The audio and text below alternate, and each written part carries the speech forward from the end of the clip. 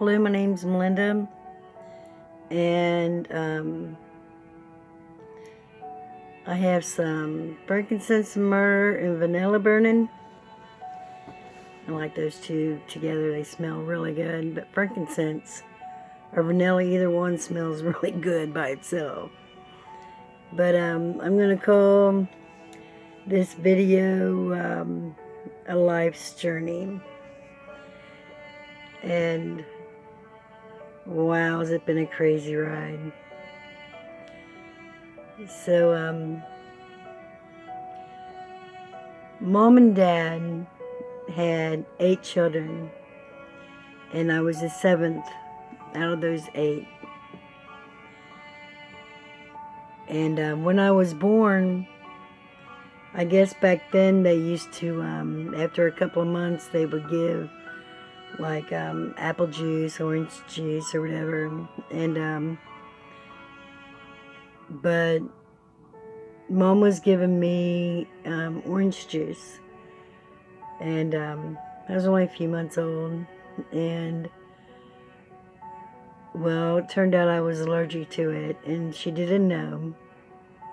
And but she gave it to me for a while, long enough to where I had all these bumps on me. And the bumps, I don't remember any of that, but I'm sure that something inside of me did or does, because Mom told me that nobody wanted to hold me, and there was the bumps started like seeping out and stuff like that. But she figured out after a while what I was allergic, that I was allergic to it. And I guess that healed up, but those months that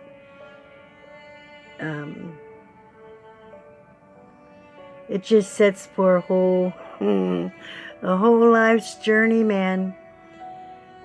But I could remember. This is crazy, but it's very true. At this point on our house, there was there had to have been a screen door or something, because I remember Mom had the door open, and she was doing ironing, and the other kids was at school. I don't know if Pat or Teresa, neither one of those would have been in school yet. But I could remember my oldest brothers, Bernie. It goes Bernie, Joe, Tom, Cheryl, Pat, Teresa, Melinda, Marilyn.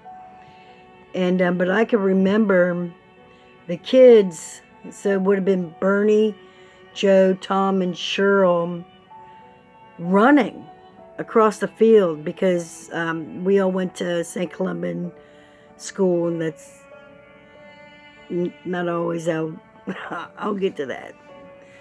But I can remember them coming, just running across the field. And I remember looking up at Mom, and Mom had the TV on while she was doing the ironing. And I was standing up on the crib and holding on, or I was sitting or something, because I remember I could see Mom and I could see the kids when I turned my head. They were running, Mom was crying. And this is my first memory, and I wasn't even a year old yet. And but it was when JFK got shot. So that's my very first memory. And then must have been some years that went by, because my next memory was of riding a tricycle. And I remember I would ride this tricycle in the front yard, and I'd go up this way. It was a big rectangle, really. And that was just that part of the front, because there was a lot of other ground. And I mean, in the back, we used to play softball. But anyway, so then I would ride this tricycle, and it felt so real that I was driving this tricycle. And when I'd go up, I could go past the trees, acorn trees. That's a whole nother story with the brothers. But and then riding it across, and then I could go down or go over. But I remember I was able to visualize a stop sign, and that was that memory. And then another memory was that, and I would dream this. I dreamt this all the time at this age, that in dream, I would come out the front of the house, go down the sidewalk, and to the side of the house was the trash cans. They were aluminum trash cans. And I would take the lid, and I would turn it upside down, and put it on the ground, and I'd sit on it. Then I'd hold on to the sides, and then I said, okay, let's go, or something. And then I would just fly. I would just fly all the time. And I would go to all these places. And but I had that dream all the time. And I was all the time going different places. And then I got old enough to go to school, and I was going to St. Columban, and Mom would have all of our uniforms all pressed, because it had to have those pleats, and our shoes all polished. We'd have to do all that the night before, and no, the polishing was before church. The whole family went to church, every Sunday. And I remember having to go into those confessionals, and it creeped me out, because I always thought that they could see me through those little holes, and but I couldn't see them very good, and just like shadow or something. And I was always afraid to tell them anything, because I knew that they would tell Mom and Dad. And because I knew. But one day I snuck in to where Father went in, and I looked through, and you could see straight through that side. That side, you could see exactly who it was. And I knew that he knew. So sometimes I'd even make stuff up, just something, anything, if I did something or not. Just something stupid, to where he'd say, okay, say 10 Hail Marys or whatever. And or sometimes I would wait, and I'd get into the line. And when the last person went, I'd act like I was going to go, and then I just went into class a few minutes later, went the long way or something, who knows. But it was crazy. But no home life. My dad, he drank all the time. All the time he'd drink. And Mom and Dad would argue sometimes, and a lot of times. And by this time, the older ones, they were getting older and learning how to drive or whatever. And my older sister, she'd have boyfriends or whatever. And all the memories of the things, like I remember one birthday. Man, I was so happy because it was my birthday. And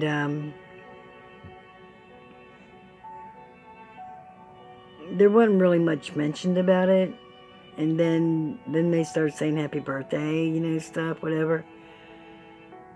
And my brother, I won't say which one, my brother had a special gift. And it was in this bag.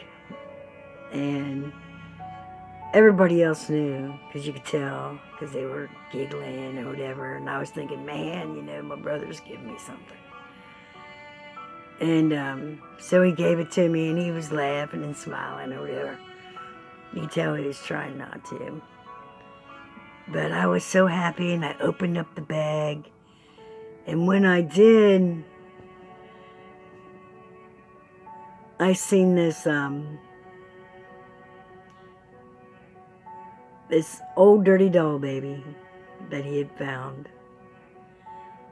And the head was all smashed in and everything. And it was full of dirt. They told me it was dog poop. But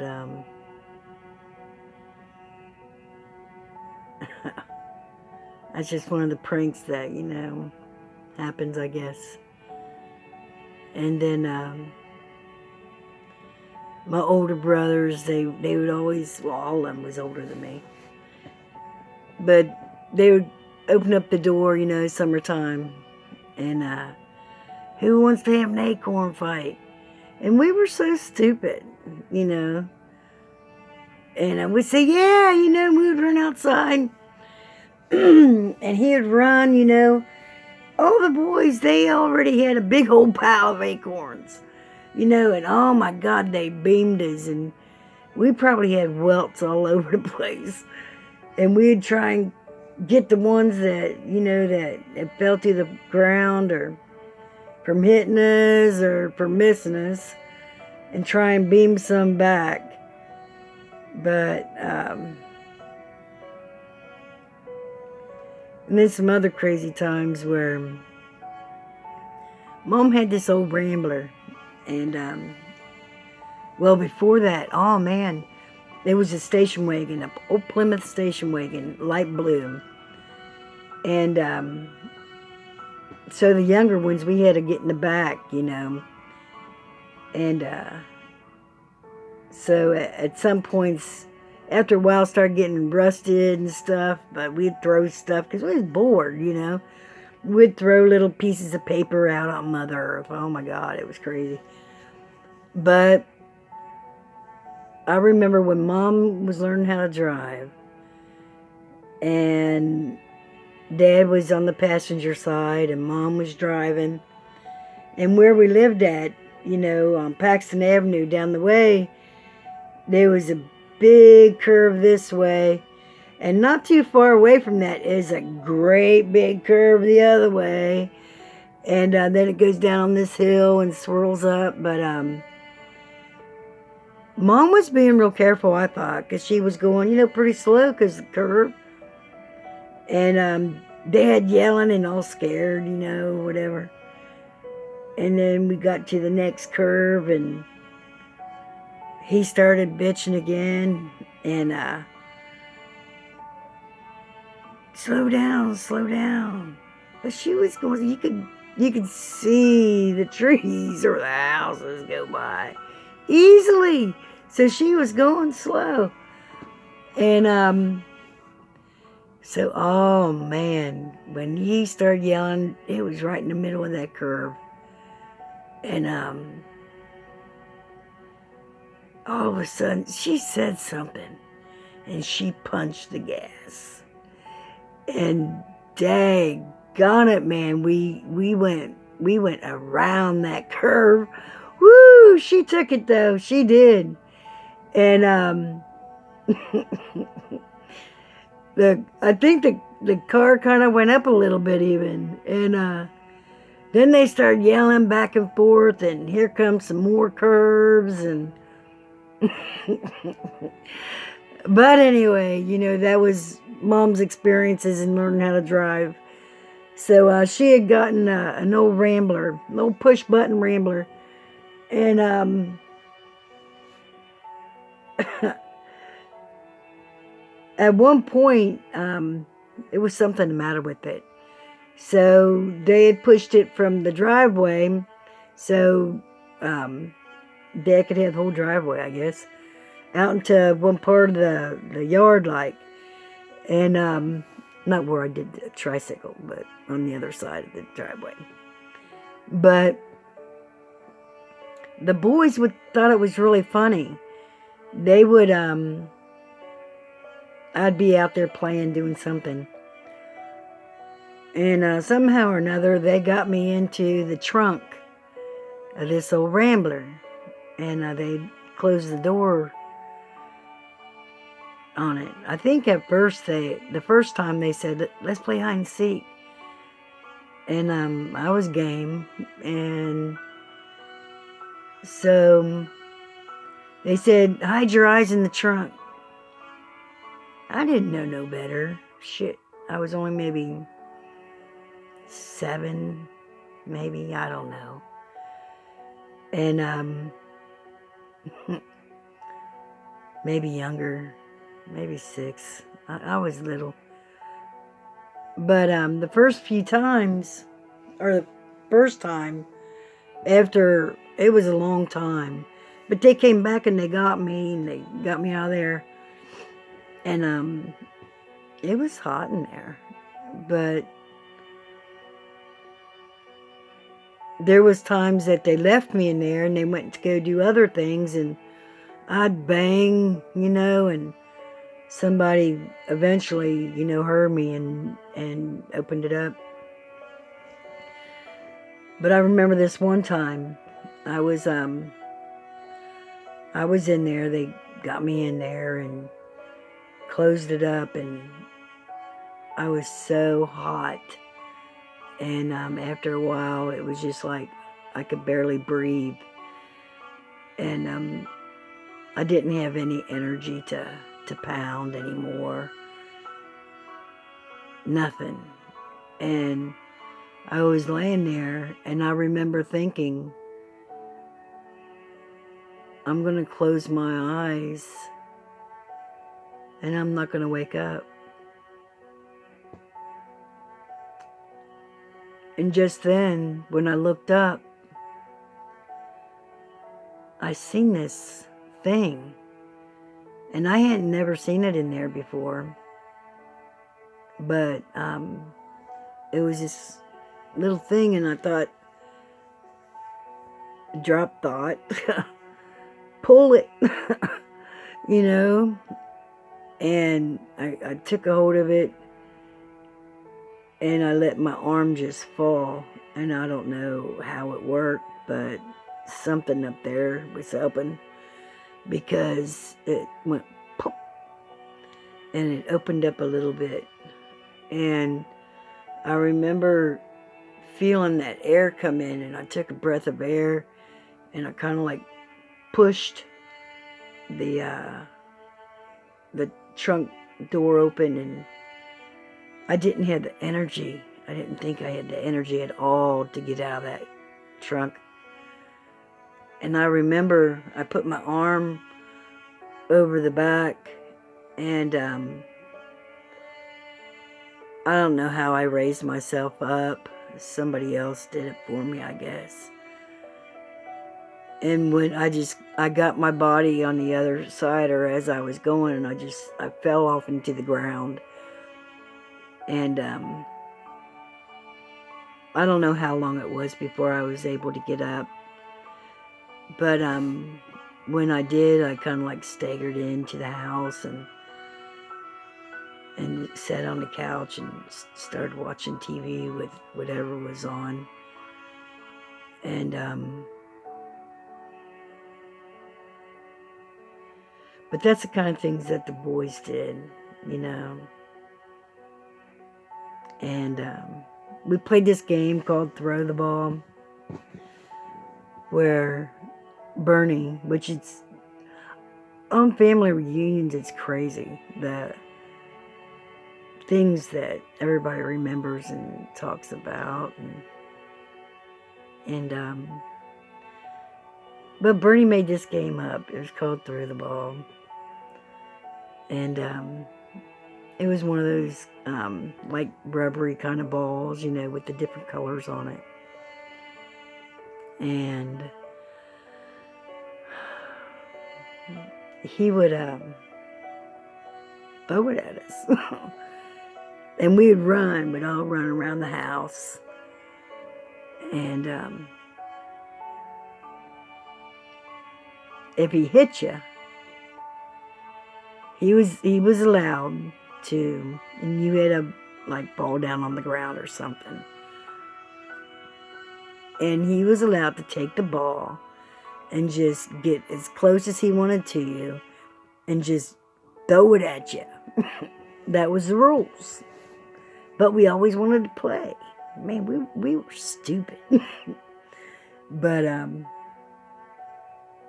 I guess like what they say, any attention is better than no attention. So, but if we got in trouble, man, my mom was awesome. She was so full of love. Even though that Dad was always on her ass and everything like that. So she had to put up with a drunkard husband and 8 kids. And cook for all of us. Laundry, everything, And but she was such a beautiful woman. And so kind. She would do just about anything for anybody. I remember my mom told me one time, when I was an adult, she said, Melinda, she said, when we'd go to the store, she said that I would just hug people. And she said one time I went up to this woman and her coat was all dirty, and I kind of remember it because she had big buttons. It was big buttons on it. And maybe I just thought it was brown. I don't know. But I went up to her and I asked her, I said, can I give you a hug? And she looked over at my mom, and I guess they made some kind of gestures. I don't know. But she looked down at me and she said, sure you can, honey. And I just gave her the biggest hug. So Mom said it didn't matter how dirty the person was. It just didn't matter that I just go up to people and just give them a hug. And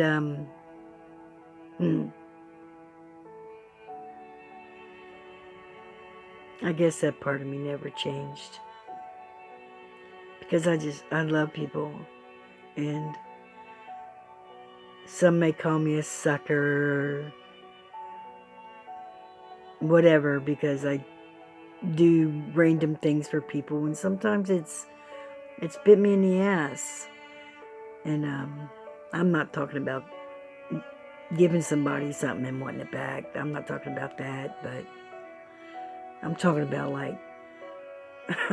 listening to somebody's story and letting them throw a tent out in the backyard, not even knowing, you know what I mean, and then just stupid random things. And but I always made sure my kids always had everything they needed and most of what they wanted. I love my children. And when I was a kid, I remember saying, I don't never want to have no kids. And I always blame everything on the house. It's the house's fault. Something would happen and when I got older, I realized I would say that because I didn't want to put blame on my brothers and sisters or whoever, you know. Always blaming it on the house. I remember that. Sometimes I'd take my hair and I'd pull on it or whatever, and I'd be like, it's the house's fault, because I'd be so angry. And I didn't know what to do with all that anger. But on this journey, I learned a lot of things. And this one didn't have anything really bad on it, so I won't mind if my kids watch it. But some of these, and that's a good thing about this, is we respect each other. You know, the kids and I. If they ask me not to do anything, and I won't do it, you know.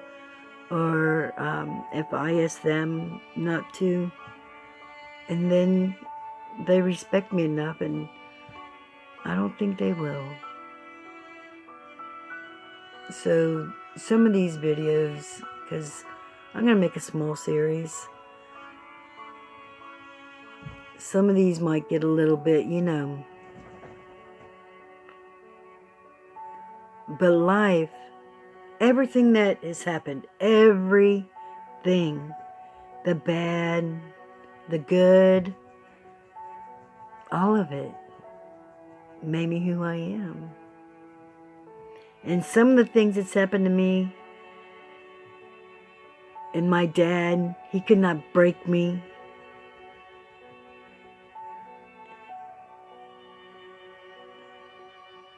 After I grew up and everything, I did never cow down to my dad.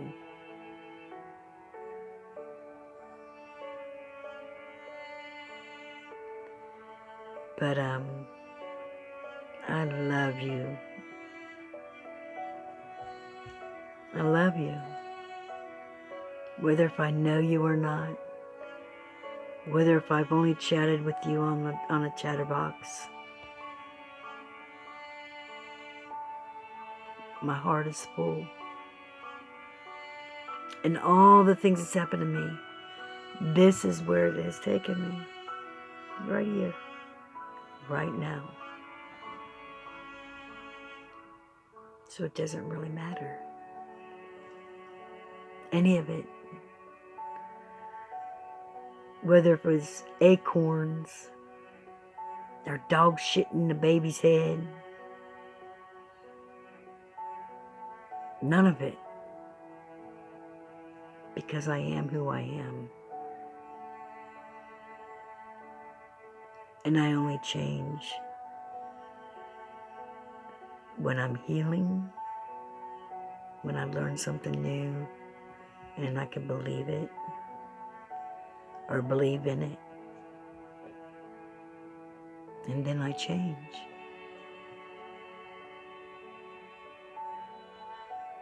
Love you guys. Thumbs up, baby. And I'll talk to you soon.